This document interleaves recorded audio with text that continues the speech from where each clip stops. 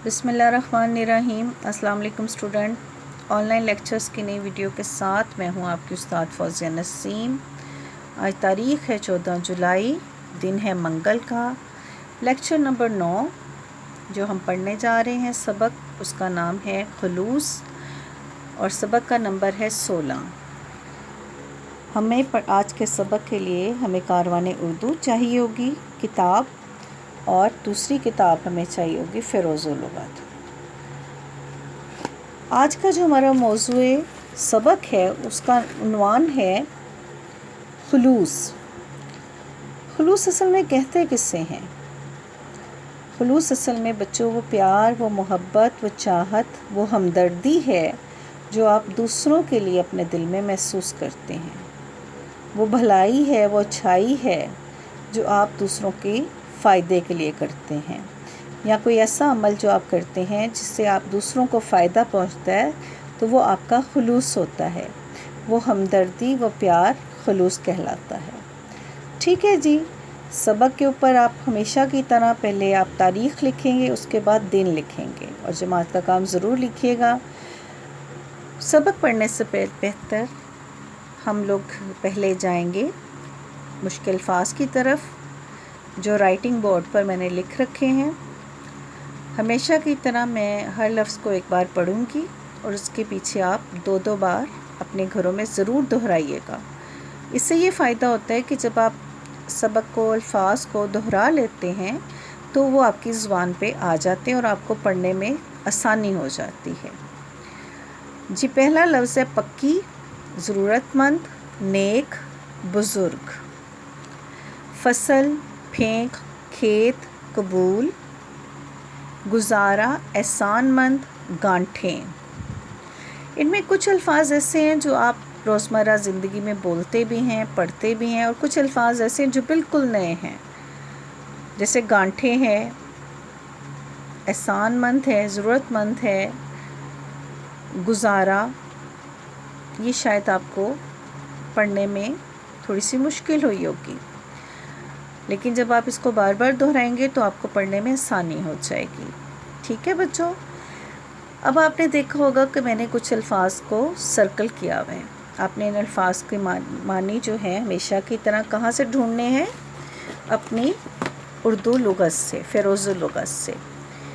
ठीक है जी। इसके लिए आपको अपने आप को 1 मिनट दीजिएगा और इन अल्फाज के मानी हमेशा की तरह पहले दो हरूफ को तलाश कीजिएगा, उसके बाद उस लफ्ज़ को ढूंढ के उसका मानी समझ लीजिएगा।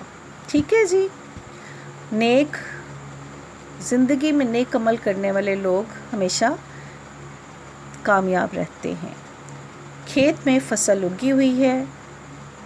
गांठें, किसान ने अपने फसल की गांठें बनाकर एक तरफ रख दी। एहसानमंद,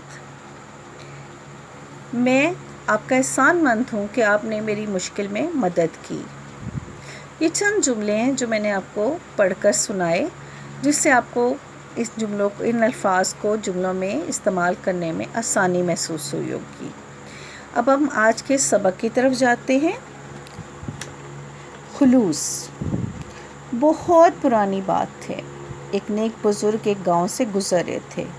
उन्होंने देखा कि एक शख्स अपनी पकी हुई फसल की गांठें चोरी छुपे किसी दूसरे के खेत में फेंक रहा है। बुज़ुर्ग ने उस शख्स से पूछा, तुम अपनी पकी हुई फसल दूसरे किसान के खेत में क्यों फेंक रहे हो? किसान ने जवाब दिया, मेरा छोटा भाई बहुत ज़रूरतमंद है। इस साल उसकी फसल अच्छी नहीं हुई, शायद वो अपनी ज़रूरत पूरी ना कर सके, इसलिए मैं अपनी फसल उसके खेत में रख रहा हूँ। बुज़ुर्ग ने कहा, तुम अपने भाई की मदद अपने हाथ से क्यों नहीं कर देते? किसान ने कहा, ऐसा करने से शायद उसे ये बात अच्छी ना लगे और वो मेरा एहसानमंद ना हो, बस इसीलिए ऐसा कर रहा हूँ।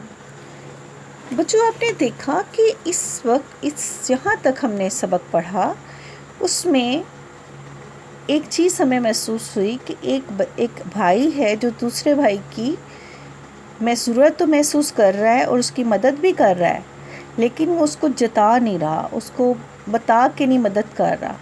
जी हाँ बच्चों, मदद करने का तरीका भी यही है। ऐसे मदद करो کہ کسی دوسرے انسان کو، اس انسان کو کسی اور کو پتہ نہ لگے، اور اس انسان کو بھی اپنی شرمندگی محسوس نہ ہو کہ دیکھو اس نے مجھ پہ احسان کیا ہے۔ مدد کرتے ہوئے ایسے مدد کرنی چاہیے کہ اس کی خبر کسی اور انسان کو نہ پہنچے، دوسرے لوگوں کو پھیلانی نہیں چاہیے، اپنی نیکی کو ضائع نہیں کرنا چاہیے۔ جو آپ کام کر رہے ہیں، اچھا عمل کر رہے ہیں، وہ خاموشی سے کریں، اس کا اجر آپ کو اللہ دے گا۔ یہی اس سبق کا موضوع بھی ہے کہ وہ بھائی اپنے بھائی کی ضرورت پوری کر رہا ہے، لیکن اس طرح کہ اس کے بھائی کو پتہ بھی نہیں ہے کہ میرا بھائی میرے ساتھ نیکی کر رہا ہے۔